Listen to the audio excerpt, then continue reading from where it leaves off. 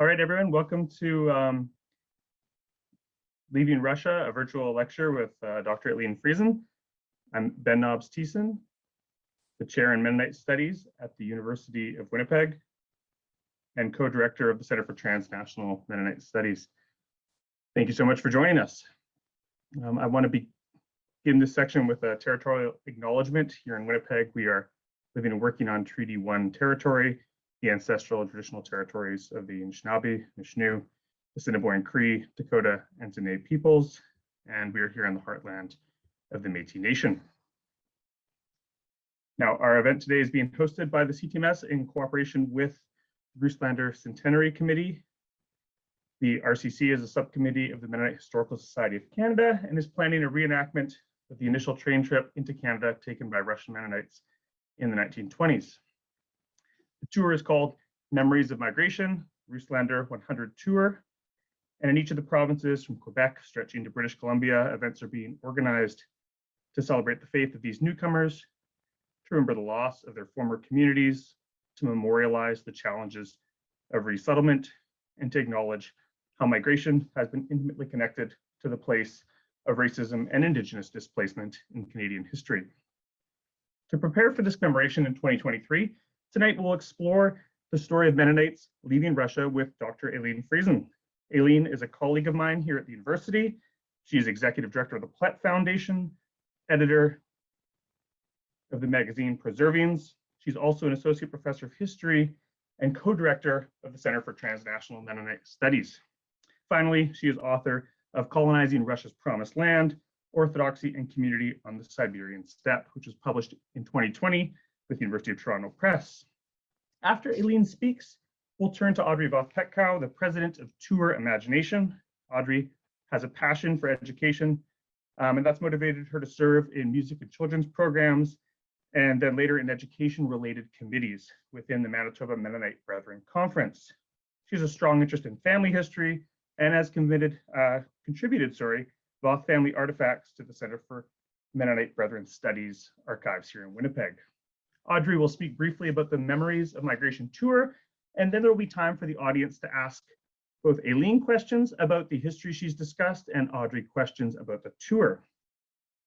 So I think we've got about 35 minutes for Aileen to get us started, and then a few minutes for Audrey to jump in at the end. I'll turn it over to my colleague Aileen without further ado. Thank you for that introduction, Ben. And I see we are still having some participants come in. So I will slowly begin my part on this presentation. So welcome to this evening, where we will explore the story of Mennonites leaving the Soviet Union for Canada.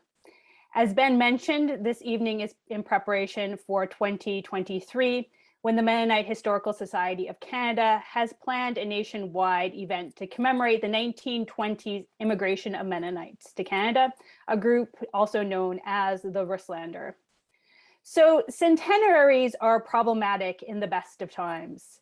As a historian myself, I am very aware that my colleagues often study why people feel the need to acknowledge specific moments of their history.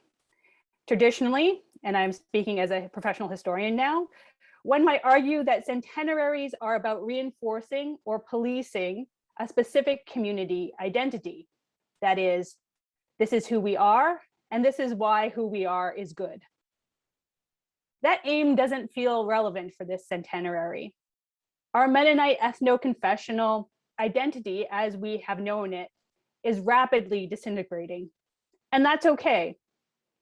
We don't need to organize a centenary as a futile attempt to gasp at the dying of the light. So why do I think this celebration is important? Well, first, revisiting our history can offer a moment of reflection, of retrospection, of assessment. One might argue that to study history is to study the past using the tools of the present. So the questions we ask of our history are constantly evolving, and we never quite know what we will find until we look.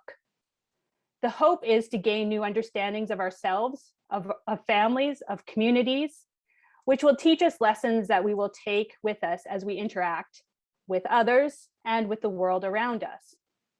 I do believe that this specific migration, told in new ways, has the power to achieve that aim.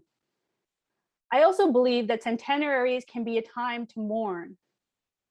For some of you joining in, this is likely a personal story, one that you didn't live, but one that has been told to you so often that perhaps it feels like you had.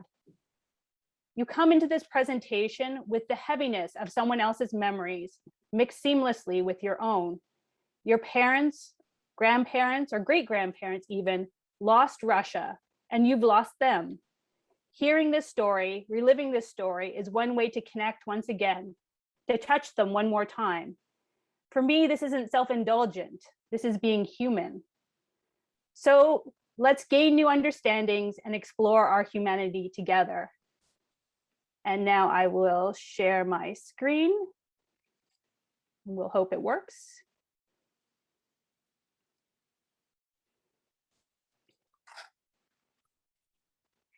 We'll start our journey after World War I, after Russia's two revolutions, the Civil War, a famine, and then the consolidation of Soviet power.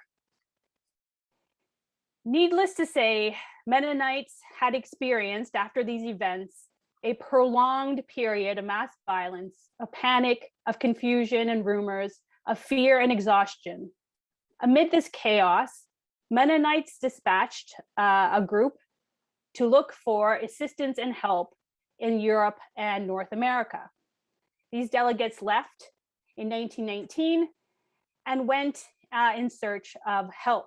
They would bring the plight of Mennonites to their co-religionists in North America and Europe and convince of the need for both aid and a path out. Both of these things would be found. Aid would come from Mennonite Central Committee to help the process of rebuilding, and a path outward would also be located.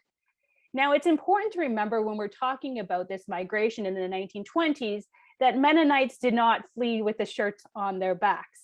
This was a very much an organized process which depended on a number of different moving parts.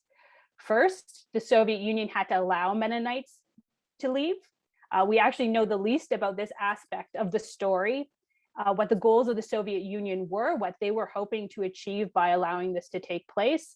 And this is part of the question that I hope to have a better answer for by 2023. Second, we needed a place for Mennonites to go. Of course, this was tricky as well. As many of you know, Mennonites were banned from immigrating to Canada in 1919 by an order in Canada. So they were specifically not allowed among other groups. This would be overturned by the Mackenzie King government, although not because he necessarily loved Mennonites, but because Canada was looking for more agricultural labor after World War I and was actively soliciting European settlers to fulfill this role and giving CPR a mandate to do so. It also depended on finances, which were given through CPR with the help of David Taves, a story that many of you are aware of, who helped to organize the loan that would fund the travel of many of the Russlaender out of Russia. There was also the need for the formation of a joint stock company called the Russian Canadian American Passenger Agency, which would help to facilitate the emigration of people out of the Soviet Union and would help organize the logistics of it. This company did not just organize the logistics for Mennonites, but for other groups as well. So many Jews were helped, other Germans, other groups were also helped during this process. And then Mennonites needed to get the proper documentation from within Russia. And this was helped by two specific organizations within Russia, the Union of Citizens of Dutch Lineage under the leadership of B.B. Jantz, and the All-Russian Mennonite Agricultural Union under the leadership of Peter Fraze and C.F. Clausen. And of course, J.P. Clausen also performed an important role in the organizing the first train that left Chortitza at the end of June 1923. So all of these different aspects had to be organized and working in concert with each other in order to enable Mennonites to leave Russia. But should Mennonites stay or should they go? This was a question that was asked very poignantly by many people. So in this case, I have Elin Friesen, who says, to go or not to go was an enormously difficult decision for us. By the time immigration was actually possible in 1923, life was improving in Russia, in the Soviet Union. Life was stable, it was getting better. It would never come close to achieving the same prosperity as before, but still people were hopeful for the future. The idea of terror and collectivization, of dekulakization was still unknown. And this helps us understand why some people chose to stay and why it was such a difficult decision for people to decide to leave, and why Mennonites so intensely debated the issue with each other, both between family members, between friends, between relatives. I often share this story from my own family. My maternal great-grandfather had no intention of leaving the Soviet Union. He knew the culture, he knew the land, he knew the language. He thought that he could build a life for his family. He didn't want to travel to an unknown place. He didn't want to be surrounded by a language he didn't know. And this we see countless times in other memoirs of people feeling these exact feelings about culture, about language, about knowing this place. And ultimately he left because my grandmother told him he was going and he knew better to argue. But it was a real decision that people had to make. And sometimes that decision was made for them.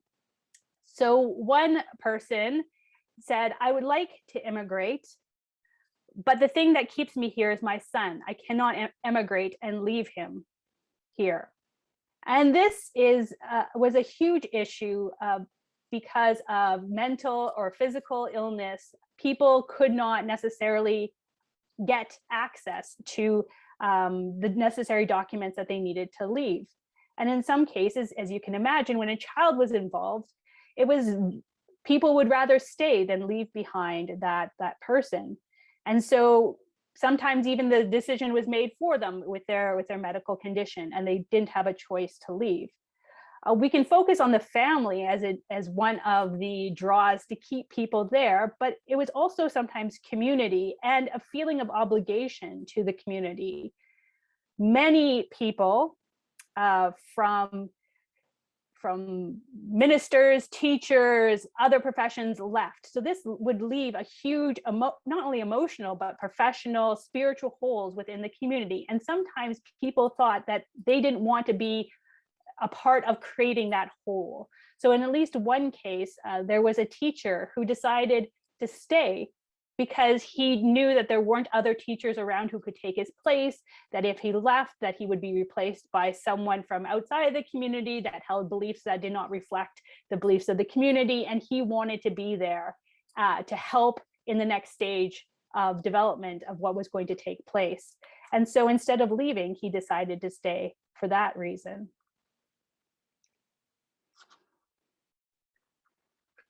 Making the decision of leaving was one thing, but you also needed to get the necessary documents to do so. So these are photographs of passports, Soviet passports that were necessary in order to leave the country.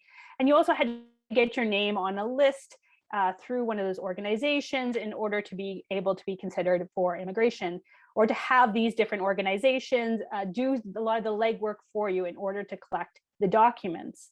So initially, it was the idea of immigration was pitched to the Soviets as a way in which to clear out the colonies of refugees, so people who had come in from the surrounding areas during the chaos of the Civil War and who had lost their land, had lost their homes, and that this would be a way to allow the colony to rebuild and let them start anew elsewhere. There were many other ways to get your names on lists, including in oral histories, oral accounts of what took place. We also find a lot of people who were working within the Soviet bureaucracy, Mennonites working within the bureaucracy, putting their own names on the list in order to get out. And most of us will have come out through one of the different most of the people related to this migration would have come out through one of the different organizations. So you either help to put together the package in order for you to get out. But in some cases, people applied as individuals or had someone from within their own communities apply for all of these documents and receive them and get out that way. You also, as we know, had to undergo medical examinations in order to be allowed to go to Canada. These examinations often began before the journey even started. So in the Soviet Union, you were examined by a Canadian doctor who would travel through. Dr. Drury was one of those who would travel through and look at your eyes and make sure that you were healthy enough to come to Canada. But that wasn't the end of it. So if you were found not to be healthy, sometimes you went to the hospital, the local hospital, got treatment. But in each stage of this migration, we see Mennonites being examined. So this is part of a broader medicalization of borders that was taking place after World War I. And we see, if you look at all these different stamps, there are multiple stamps being, as this person was investigated by 2 different doctors, to make sure that she was healthy enough to come to Canada. And if you weren't healthy along the way at each point, you would be quarantined right up until the entry into Canada. You could be quarantined until they would deem you healthy enough to continue on your journey. What do you to take? So there's the decision to leave, and then there's the actual act of leaving. And what do you take? What do you need when you want to leave? And one of the moments that many Mennonites describe in their diaries is this moment of deciding what to take. What do you need for the journey? What do you need for your new lives? They had to choose what to take, what to leave behind, and they mixed together both the practical and the sentimental as they packed their trunks and baskets. The act of packing made immigration real. What wasn't or couldn't be packed had to be sold. There was no pretending that you would ever see it again. You had to sell it. You had to convert that value of whatever that object was into cash or exchange it into something that might prove useful for your new journey into Canada.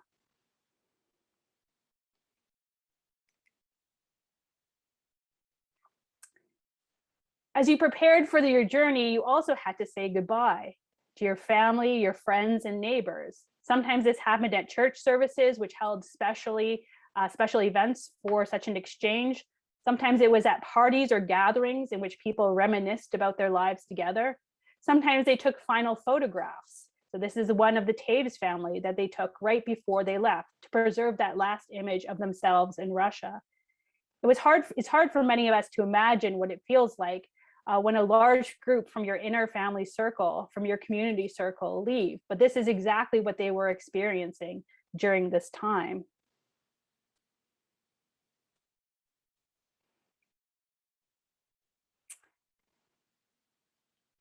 Even when people were experiencing the act of leaving, there was always, in some cases, this idea that it was only temporary, so that the other person would follow, that this wasn't a goodbye, but this was just a for now, see you in a year, see you soon.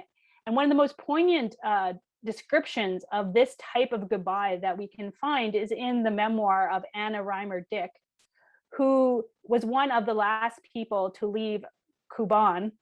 And she writes about how, when father took me to the train, he said, "Don't cry, in 1 year we'll be there also." But they never came. These were the last words my father said to me. So these moments of goodbye initially felt like just a temporary moment, but it often became a moment that would last forever, and that was also ingrained into or memorialized in the journals and diaries of memoirs of people who describe this migration.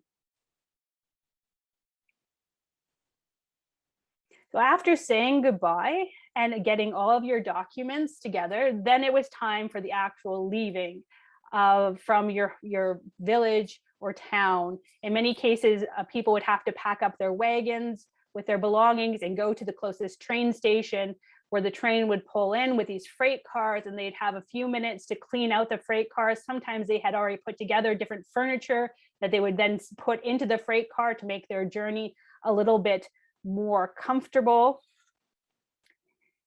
And these events, when Mennonites would leave, became large community gatherings in which people would come together and say their goodbyes. There were people packed all around, looking, saying goodbye. It became a large event in which singing would take place as they experience this moment of departure. And you can just imagine how this happened over and over and over again. The same scene played out over and over and over again across the Soviet Union as Mennonites gathered up and said goodbye.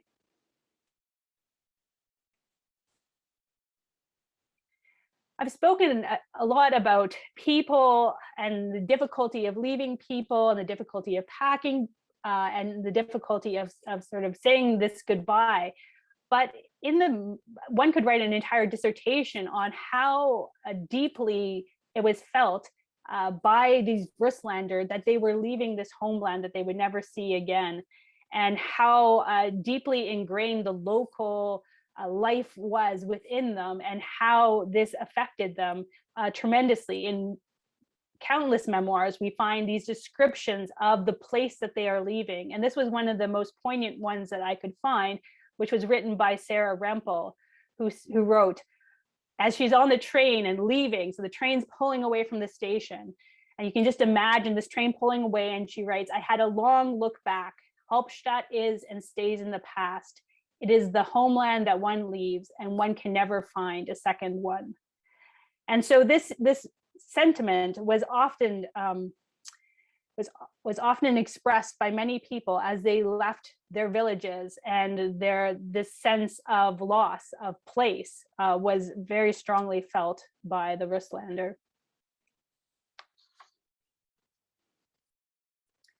Once they were in the freight cars, then they have all of their belongings nicely stacked.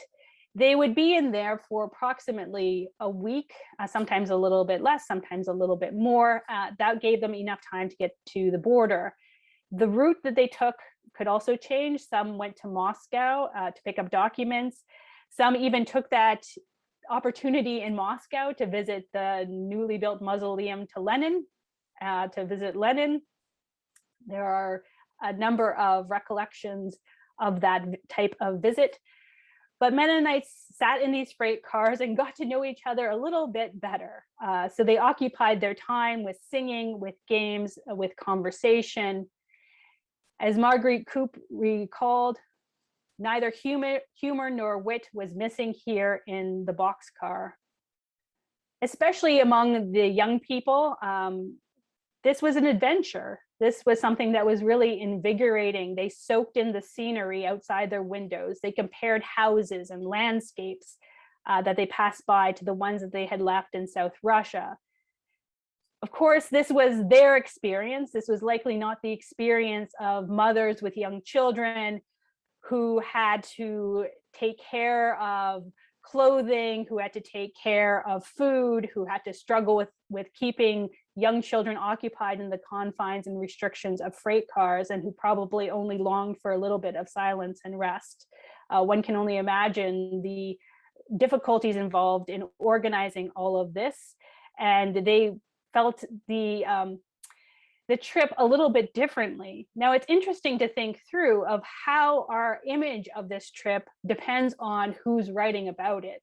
So we have lots of memoirs from the people who had time and energy to recall, to write down, to document what was taking place. And so a lot of this is young adults are the ones who are writing, or people who were children will write their recollections of these trips. And we are missing the stories of their parents and of their grandparents in many cases. And so how we see, when we rely on memoirs, how we see this trip really relies on the image given to us by a very select few.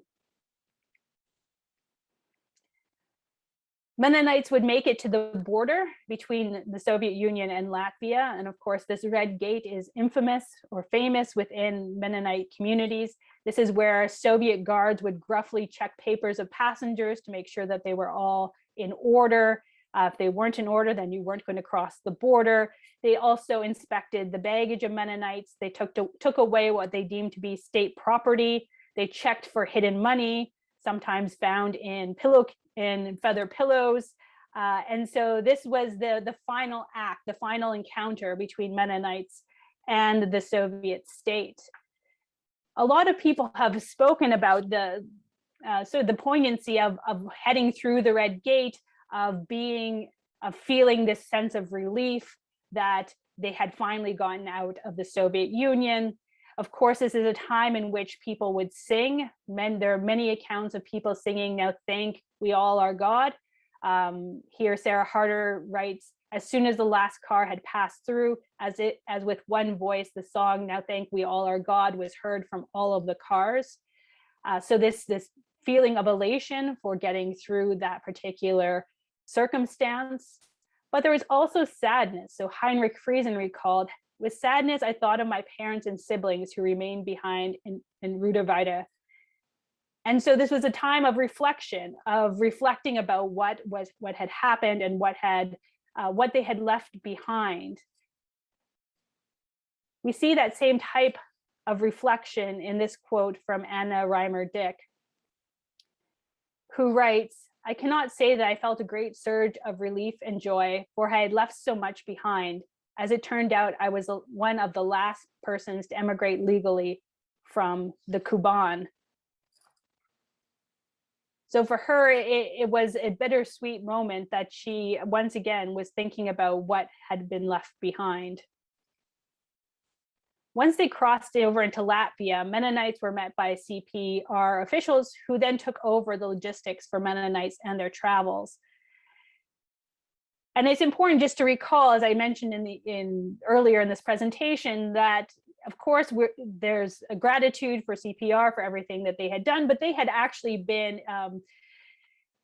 the Canadian government had asked them to find European immigrants, farmers specifically, to come to Canada in order to farm. So they were in part also fulfilling their duty as given to them by the Canadian government.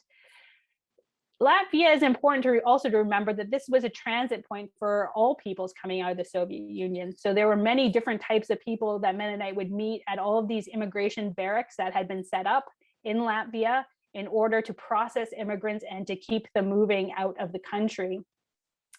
And one of the first experiences after they cross the border, they board a better train, some of them get a hot meal, and they're excited to be there. But then when their next experience is to be disinfected in Latvia. So their clothes they would go to these baths, men and women were separated, their clothes were taken and they were disinfected to get out any vermin that they had brought with them. And they were then brought into these baths and they were supposed to clean themselves. And John Martins tells one humorous story about how once when they were in the baths, the men and women have been separated, the children are with the women, and a fire breaks out in the women's section, and everyone is running out of these bathhouses naked, and the poor Mennonite men are running, trying to find their wives in this sea of people who have come out of this bathhouse. And so he said that it was very difficult for them. It was easier to find them in a dress than not. And so that was one of the sort of events that took place during his trip out of his trip in Latvia. After they had bathed and they had been processed and they had been checked again medically to make sure that they could pass the test, they headed to Libau, where they went to the docks in order to board ships to head to England. And this was once again an exciting prospect for many people, for many of the young people, to see the big ships, to have all their belongings loaded on. And they went up these these walkways and entered into the ship and then set sail, many for the first time in their lives. Setting sail was also, and it just goes to show how poignant this departure was.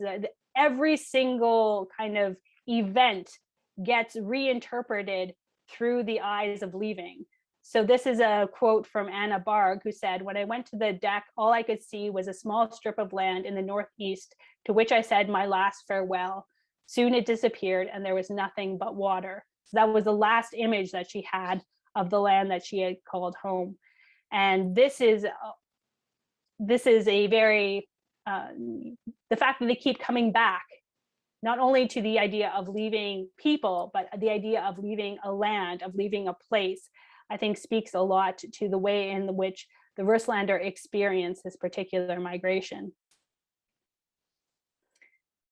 They would take the ship from Liebau and go to England, where they would head to Atlantic Park Hostel, where they would once again mixing with all sorts of people from different backgrounds, all sorts of other refugees, migrants who are at this transit point. And they were once again medically inspected. They were also inspected for lice, a process that some of them actually found quite degrading. And women, a few women at least, decided to cut their hair instead of continuing to be subjected to this treatment. This is another place where there were a number of people who could not continue on with the journey. My grandfather was one of them. He would stay in Atlantic Park for several years as to attempt to cure his trachoma, which was one of the primary reasons for not being allowed to continue on to Canada. Those who were deemed healthy were able to board ships once more and start the journey from England to Canada. And this was an experience that could be defined through the two words of seasickness.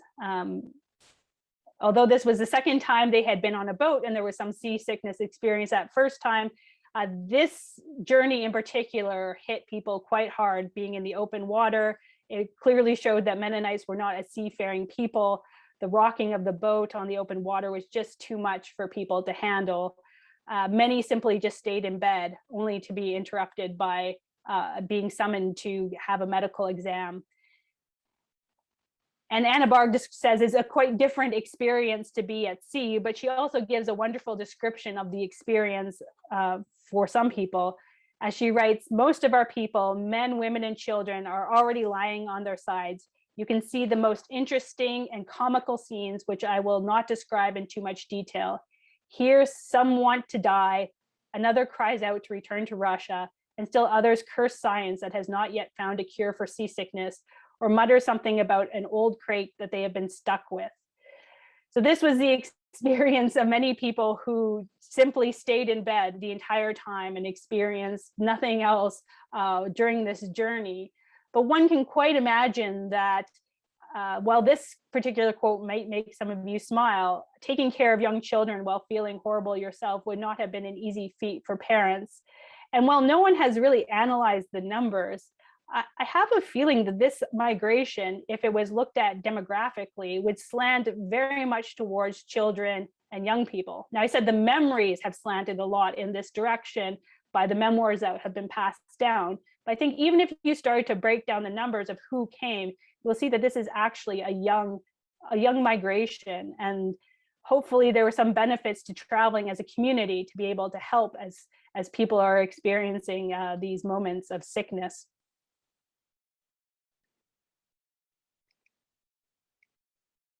So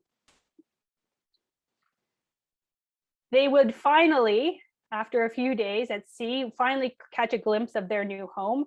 Some, like Margarita Coop, that new home would be, or they would first catch a glimpse of their new home at St. John's Port, would be where they landed. Others, it would be the port of Quebec. And so Anna Barg describes this moment of arrival at the port of Quebec, and she does so in a very, I think, beautiful way. She writes, the fog lifted and forested islands suddenly seemed to rise out of the water. The forests are mostly pine, and over there, the small houses peep from the trees, their narrow windows much like our Russian cottages. Around 8 o'clock, we had an evening service. As we came out of the meeting, the lights of Quebec greeted us. Part of the city lies among hills, making it look quite splendid by evening light. And then the light of the harbor glimmers and shimmers like candles on a Christmas tree. We will stay on board, and tomorrow morning we will go ashore. And so that is how Mennonites arrived in Canada for those who came in to the port of Quebec. A lot of what I have described tonight have been memoirs that have either been published or also ones that have been given to me by people who have documented their family story, who have translated or who have access to original documents in German and have decided to share them with me. And so I just want to put at the end of this presentation that if you have any personal documents to help tell this story, please get in touch with me. These are important ways in which we can rethink how this migration has taken place. The story of this migration has often been told by the perspective of the Mennonite male leaders who have helped to organize this event. But as you can see, there's a lot of richness in understanding the experience of these people when we look at their actual words of those individuals who undertook this journey. So please, if you have any personal documents, get in touch with me. And finally, just a reminder that this is the first episode of this series, and the next one is going to be A New Home in Canada with Henry Petkow, who will explore then the next part of the story of Mennonites in Canada. And that is everything for me. Okay, well, thank you so much, Aileen. That's a fascinating story, and I'm sure we'll have lots of questions from the audience as well. Remember, you can put your questions in the Q&A as we have Audrey taking over right now. And we'll turn it over to Audrey to talk for a few minutes about the tour, and you can also think about questions for her. Good evening, everyone. Tour Imagination is quite excited to be working in collaboration with so many Canadian Mennonite historians and heritage enthusiasts to showcase Canada and to participate in the reenactment of our Mennonite history. We were immediately captivated during our first conversation with Ingrid as she introduced her ideas and shared her and her father's dream with us. After months of research, resourcing, and development, we are pleased to present this three-part tour to all of you. Thanks to Cheryl Gilmer, who is TM's key developer, who couldn't be with us this evening, along with key people in each provincial committee, we can offer you authentic engagements, historical reviews, and many day-to-day activities. You will note that the itinerary is full, even though not everything has been fully confirmed, as we are still almost 2 years out. There has been much interest already, and we have received some registrations.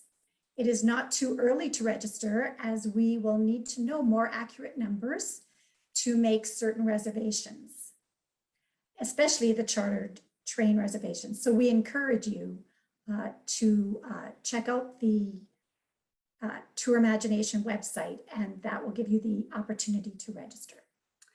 All right, I will now turn it over to Ben for the Q&A session. I will attempt to answer as many of your questions regarding tour logistics. I also want to make note right now that I've noticed that there are some questions in the chat.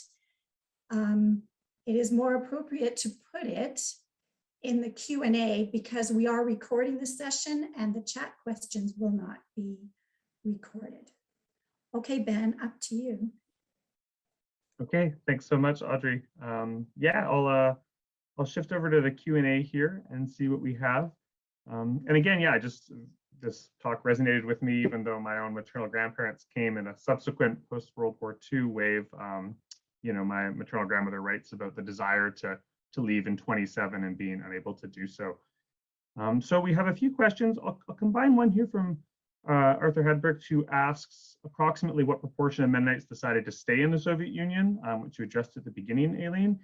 And then Ted Franson asks kind of a compelling question here. You've used the term refugees and migrants. How do you understand these terms to be the same or different? Which one would apply in your view to this group from the 1920s? And then I'll come back with some more.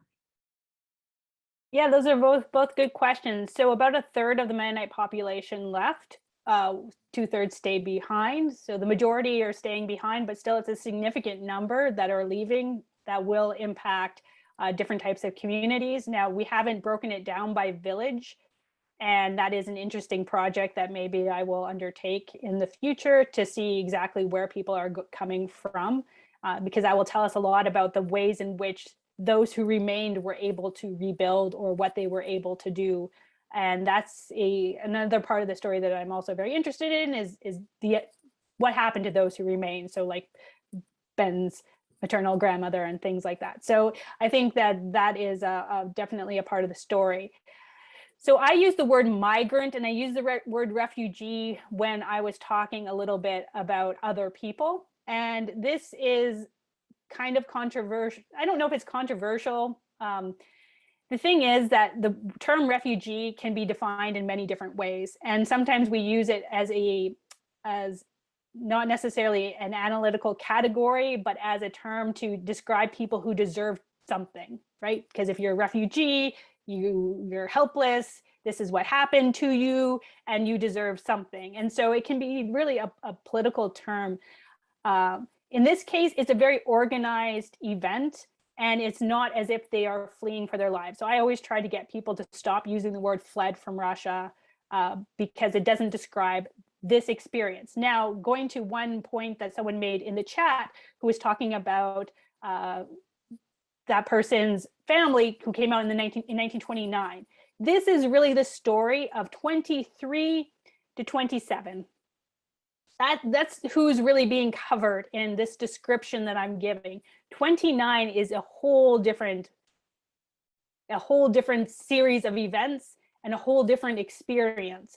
And you'll notice that in the videos, there's a lot of very touching photographs from that 1929 migration that I don't use in any of the videos. And I don't use them because they don't describe, to use them would be to take from someone else's experience and try to put it onto an experience that it doesn't reflect. So we have to be very careful. Now, I tend to use the word migrant for this experience because I'm trying to get away from this idea that the Soviets forced us out with bayonets or whatever, because that doesn't describe what happened. But during this period, this interwar period, there are a lot of refugees or people who are being described as refugees who are all around, and there's an entire system trying to deal with them. And so to think about where Mennonites fit into that story is interesting. I don't think they fit into that interwar refugee story in the same way, and that's why I don't use the word refugee, but I think that we have to really think through when we use this word and for what reasons. Okay, thanks, Aileen. A few other questions related as well. One is about mortality on the journey to Canada from Russia.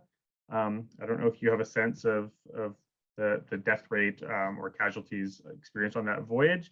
And then the other, I think you pointed to your own family's story. When they arrived in Canada, Stephanie asks, for those who were not admitted into Canada due to medical reasons, where did they stay and what did that process look like?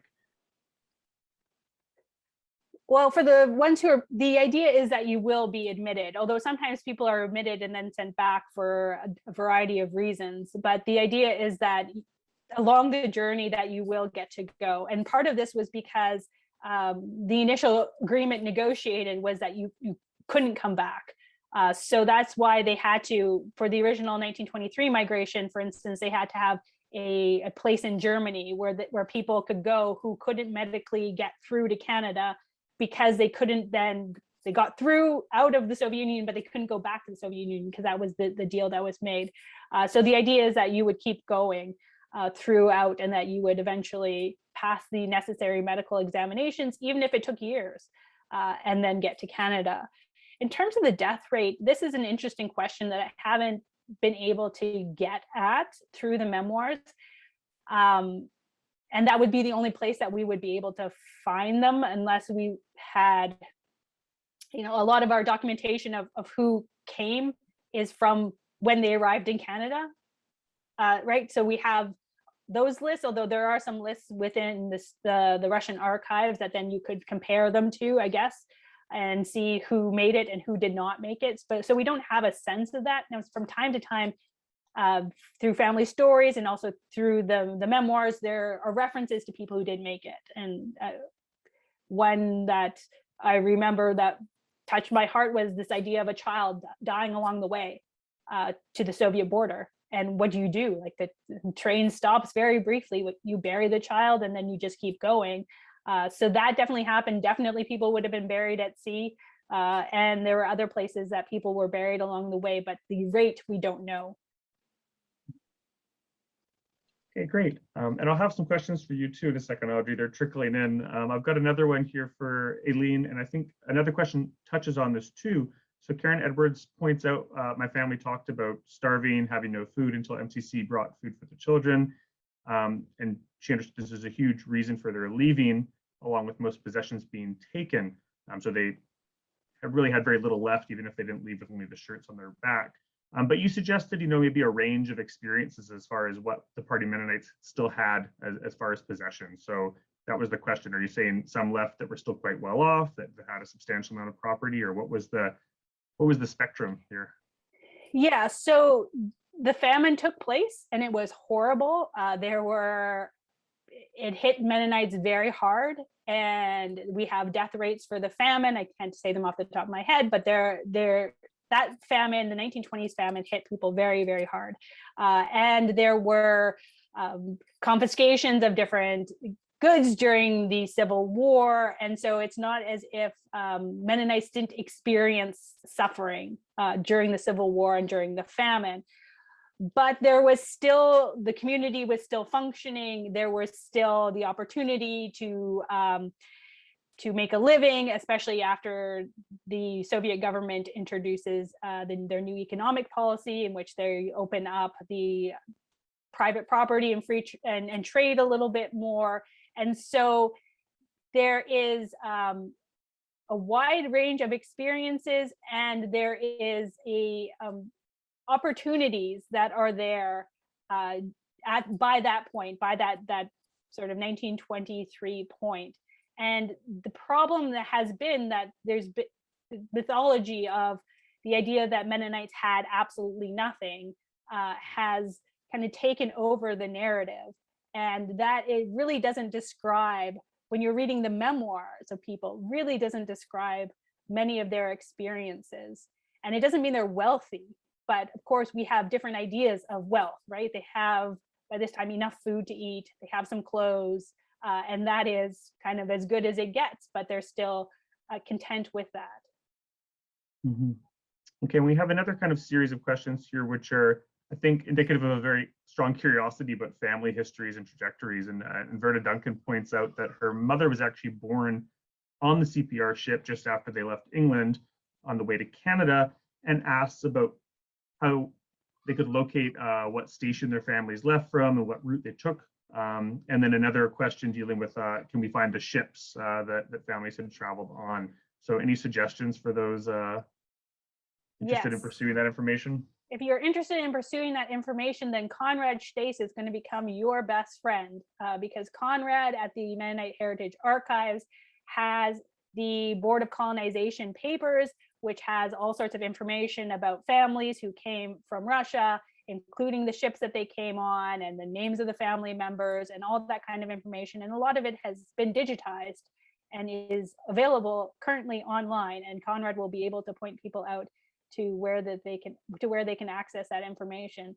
But I just want to follow up on the point about giving birth on ships. And yes, that definitely did happen and was quite an event for people. And sometimes I read about fathers who have 8 other children to take care of, and their wife is quarantined because she's about to give birth. And so there were a lot of experiences that people had during that trip. Okay, and Audrey, I'm going to throw in at you a question. Was someone's interested in potentially attending an event like a gala dinner, if they weren't able to take part in the entire train trip? So some of these localized events, would people from across the country be able to participate as well?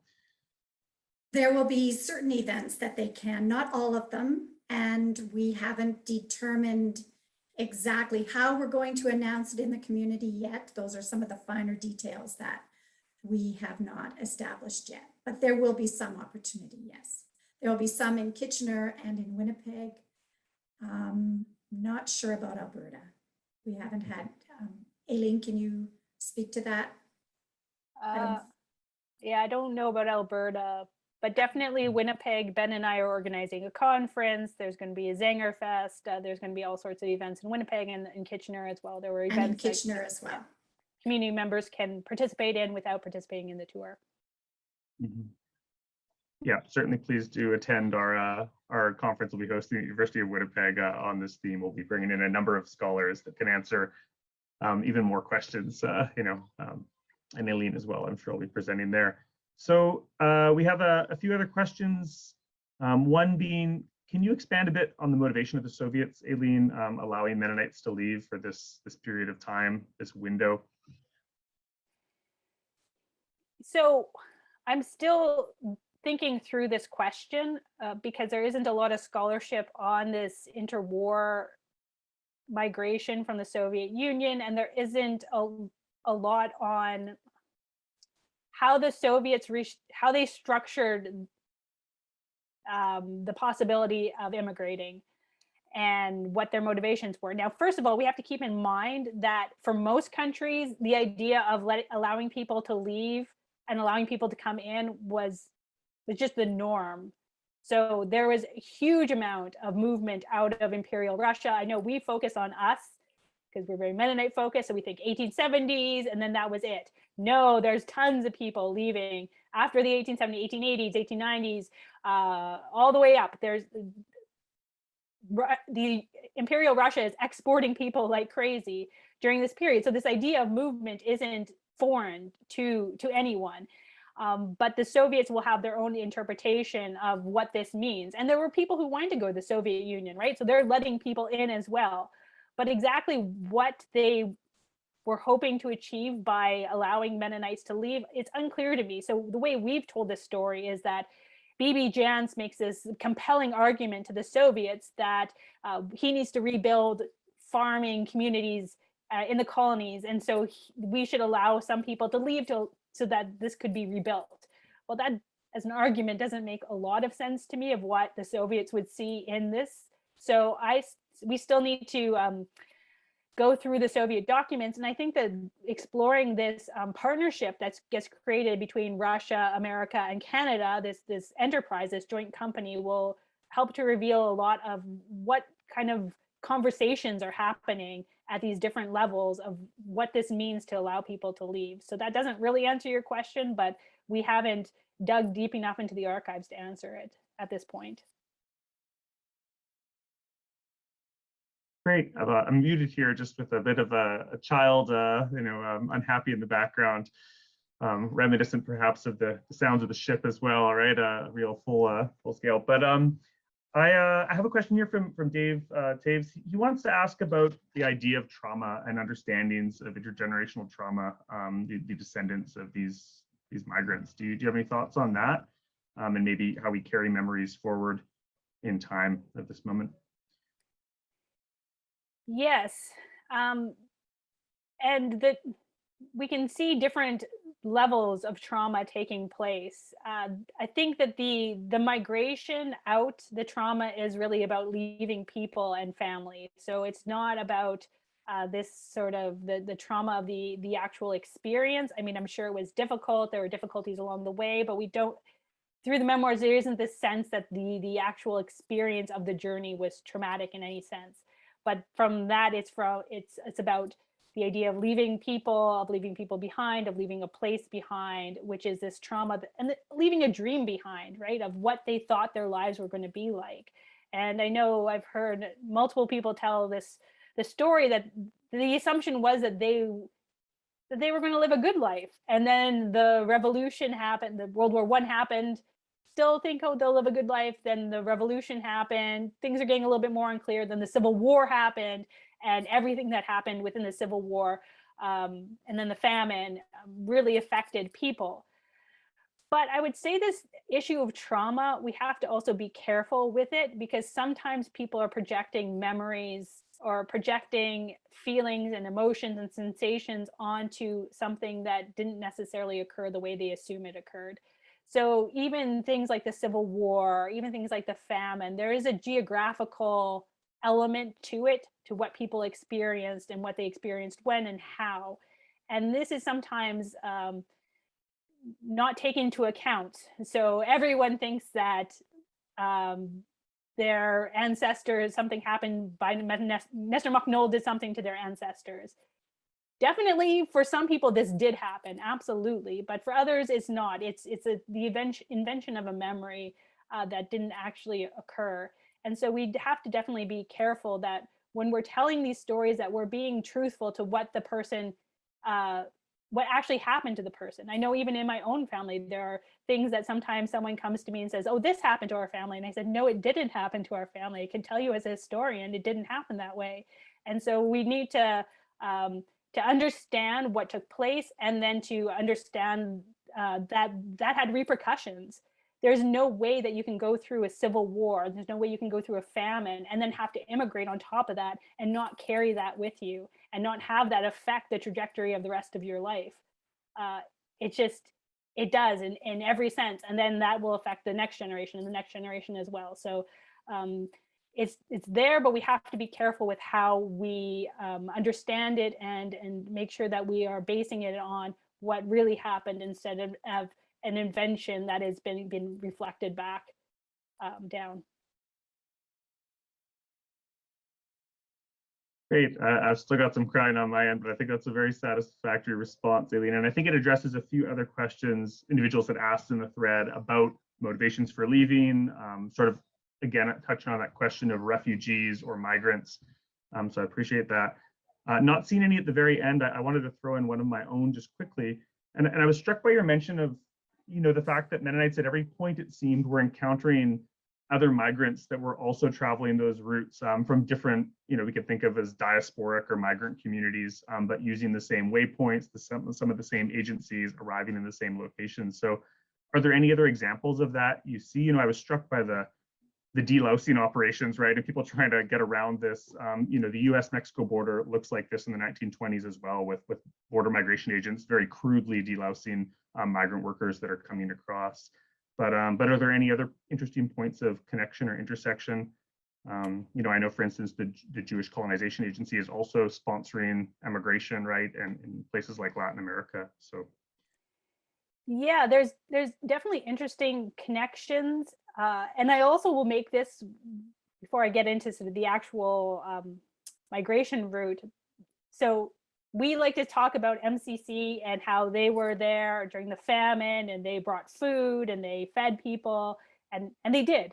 Absolutely, they did. But Jewish organizations were also in what is known as current day Zaporozhia, feeding people, right? So they also mobilized their own forces. And so we tend to tell these stories separately as being not the same thing, but they're there at the same time doing the same thing. And so we have tended to look, because we want our experience to be unique, to not look at connections. And this time, the centenary, is a time when we can look at the connections between our experiences and other people's experiences and see the commonalities that are taking place, but then also the ways in which our stories diverge. So if we think about the Jewish experience of coming out of Russia, we can also point to the fact that Canada had maybe not direct restrictions on Jewish immigration, but they used the idea of a farmer and Jews not fitting into that category to make sure that less Jews come to Canada during this time. So we can also start to look at the discrimination patterns within policies to see how we were treated differently, and to think through why we were treated differently and what lessons we can learn from that. But yeah, there's all sorts of ways in which our story intersects, especially at Atlantic Park, because there's such a large Jewish and Mennonite population. They are interacting in all sorts of different ways, and like living sort of, my grandfather had his own kind of racket going for how he would earn money and how he would interact with people and how he would take different other immigrants would come and you use his language skills to engage them, to send them to a certain tailor so he'd get a kickback. So there's all sorts of ways in which our stories are going to intertwine with theirs because we are all in the same place at the same time.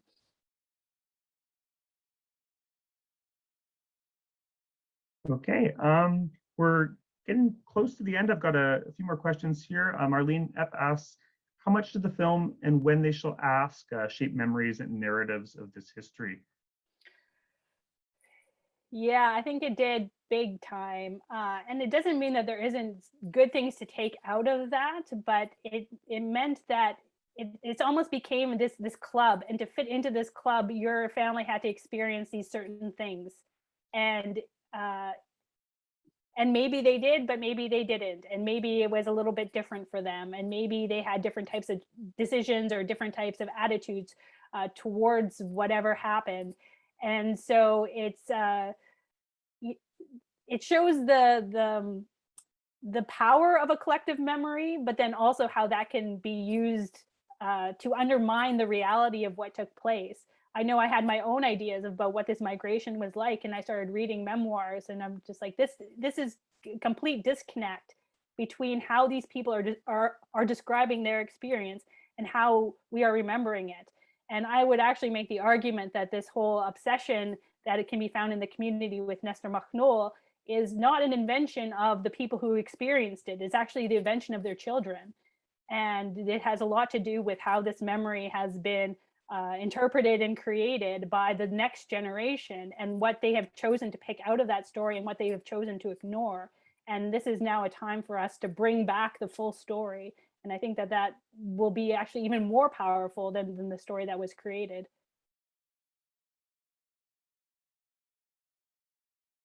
Okay, a few other questions. People are interested in sources. Someone asked, do you have some published materials that they consult for this, that they can look at for this story in more detail? Other questions about personal memoirs of migrants from this time period that might be accessible. Maybe this is a question of Conrad being your best friend again, but let us know what we can look forward to dig into this in more detail. And one additional one, also about the 1929 and onwards story. Some were curious about that. Yeah, so for the story of this immigration, really it's The Lost Home, The Lost Fatherland by J.B. Taves is going to give you a good perspective of the role of B.B. Jans in negotiating a variety of things and some of the experiences of the initial migration. There's also Frank Epps' Mennonite Exodus that has the telling of this story as well. These tellings are less kind of about the day-to-day experience, sort of more general overviews and focused on kind of the political situation. And hopefully something, I know Elin Friesen has been working on something that will probably encompass parts of this story. But there hasn't been a ton of material by historians. I mean, there have been some articles that you could probably look up as well, but in books, there's limits. In terms of published memoirs, definitely Anna Barg's diary is very good. I have it right here. Conrad will be sure to get you copies, so you can always ask Conrad at Mennonite Heritage Archives for where you can pick something up. There's also Heinrich Friesen has a memoir. There is the one from the Caucasus, from the Kuban that I was talking about by Anna Reimer Dick, which is also a good one. And no one's mentioned this, but I was quoting a lot of women. It's a lot of a female perspective of this migration that has been documented. And that is very interesting to think through, of why it was young women who took it upon themselves to write about this experience.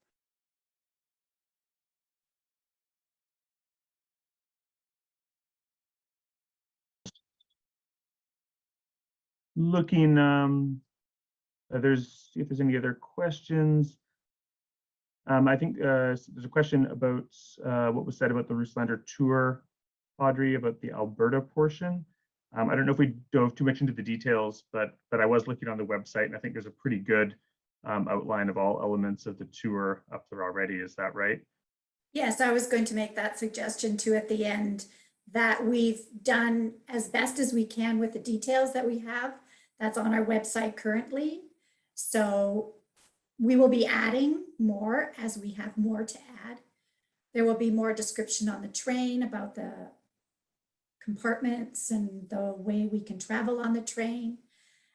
And then just maybe more detail of the events and the day-to-day activities. Although there is a good outline already there. Mm-hmm. Great. I'm just going to post in, I think I've got the link correctly here into the chat as well. And the pricing is a from amount because we don't know what everybody's going to want to do as far as the train is concerned. And again, we're 2 years out, but we have a good grasp. We just want to say from now so that if there are changes, we can make those. Great.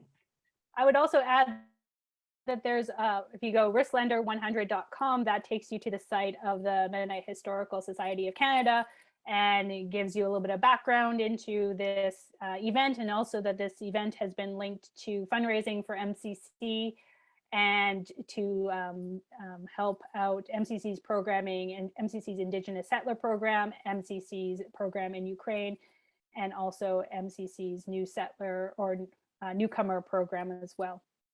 And we're definitely working together with that web designer along with ours to be cohesive in our website. Mm-hmm. Great. Well, I think this would probably be a good point for us to wrap up. Aileen has reminded me to tell you all that on October 28th, we have another event with Audrey Vaught-Petkow talking about a new home in Canada, as well as some additional information about the tour. And I would be remiss if I didn't use this opportunity to briefly plug our own upcoming Mennonite Studies Conference, MCC at 100, right? Covering a huge sort of gamut of Mennonite Central Committee's activities from origins to present. And you can find information about that on the Mennonite Studies page at the University of Winnipeg. But I really want to thank Aileen for this enthralling presentation and a real dive into the lived experience of migration, and to thank Audrey for being here to introduce us to the tour. And thanks so much to all of these participants. It's a great number, you know, fluctuating around 400 plus. So that's a good sign that there's that active interest for this tour as well. Thank you. It's been lovely being here. All right. Take care, everyone. Have a good night. Good night.